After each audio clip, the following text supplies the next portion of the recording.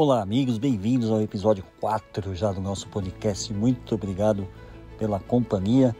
E nós estávamos lá no Congo, no último episódio, quando a comitiva portuguesa volta a Portugal com o filho do rei do Congo, Mani Congo, e retornam em 1491 já com esse rapaz não só católico, né?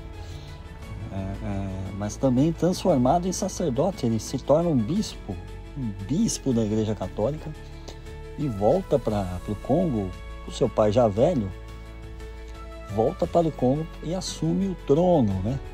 Lembra que o Mani Congo, o rei, né, o rei pai, tinha se convertido, se batizado católico, né?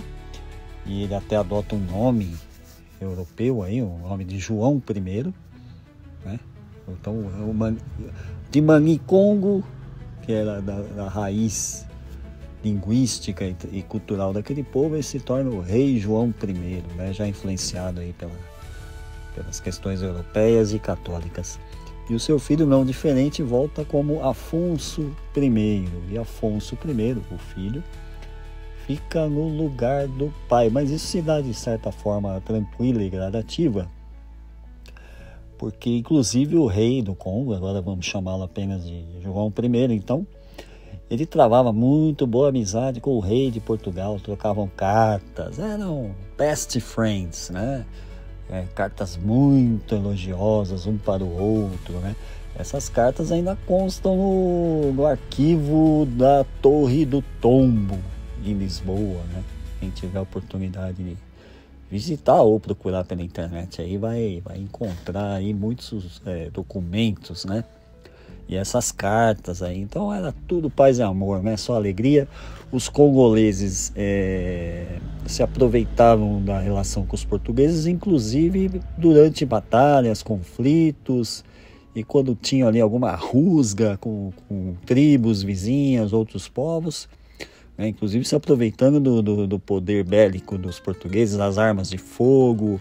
Então isso foi muito útil. Os portugueses ajudaram bastante ao Congo manter e expandir até os seus domínios ali naquela época, né?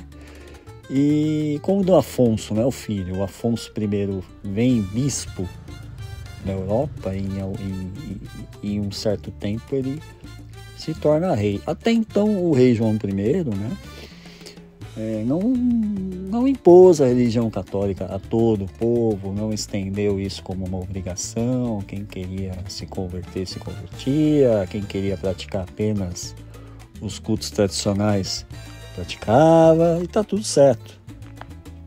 Mas o Afonso I ele já vem com uma outra cabeça, o filho.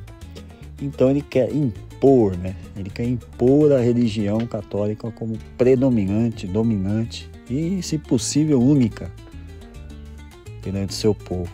E isso, claro, não cai bem, não é fácil, não é uma coisa do dia para a noite, e acaba acontecendo ali conflitos e enfim, não é difícil imaginar a revolta de parte do povo que não aceitou essa mudança, né?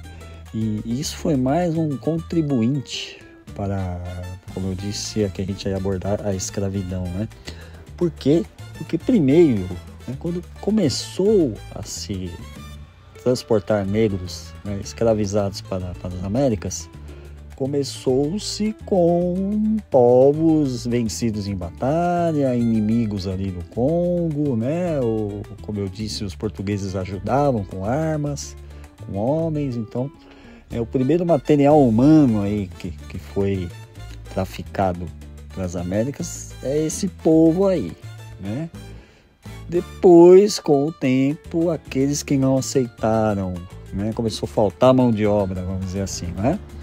E aqueles, então, congoleses que não aceitavam a conversão católica, o Afonso I começou também a escravizá-los e vendê-los aos portugueses, né? Mandá-los como mão de obra para além-mar. E por último, aí, meu amigo, aí o tráfico bombando, né? Dava muito dinheiro, deixava muita gente rica de todos os lados, não só africanos, como portugueses, outros povos europeus. E aí vai o povo no geral mesmo, né? Tá? E primeiro o povo comum, a ralé, e tem-se notícias e documentações e relatos que até gente nobre, gente da realeza, príncipes, aí não tinha mais extinção, né? Tá valendo. Estamos precisando de gente, estamos precisando vender gente. E aí não tem mais patente, não tem mais berço. No final já não tinha mais nada, né? Então foi uma coisa assim que foi degringolando. E no fim deu ruim, como se diz, né? Deu ruim para todo mundo aí, né? Poucos nobres, reis, realeza, poucos conseguiram se safar e manter ali a sua posição, o seu status e ficar, né? Sem entrar nessa espiral aí horrorosa da escravidão, né? Então, estamos terminando esse episódio. No próximo a gente vai voltar um pouquinho no tempo e falar um pouco sobre o pós-descobrimento, como os portugueses tentaram fazer com que essa mão de obra necessária fosse dos índios ou dos indígenas, né? Não deu muito certo, a gente vai ver aí, que não foi legal, os índios reagiram. No modo geral, o português viu que trabalhar com os índios à força ou não ia dar certo. Então isso também foi um dos estopins para que se voltasse os olhos lá para a África e aquele povo fosse então utilizado como mão de obra e escravo. Então é isso, meus amigos, vamos ficando por aqui. No próximo então a gente já vai falar um pouco do pós-descobrimento, do papel dos indígenas, né, nessa fase, e como foi determinante aí para o começo da ocupação portuguesa no Brasil e o começo também da escravidão dos negros, né? O tráfico negreiro aí transatlântico, tá? E no próximo eu já vou começar a deixar algumas referências, né, de estudo para quem quiser se aprofundar, ler, porque aqui a gente não vai se aprofundar 100% em tudo, e já vou começar a deixar umas referências legais de livros, historiadores, sobre esse período aí do início da escravidão e do pós-descobrimento aí.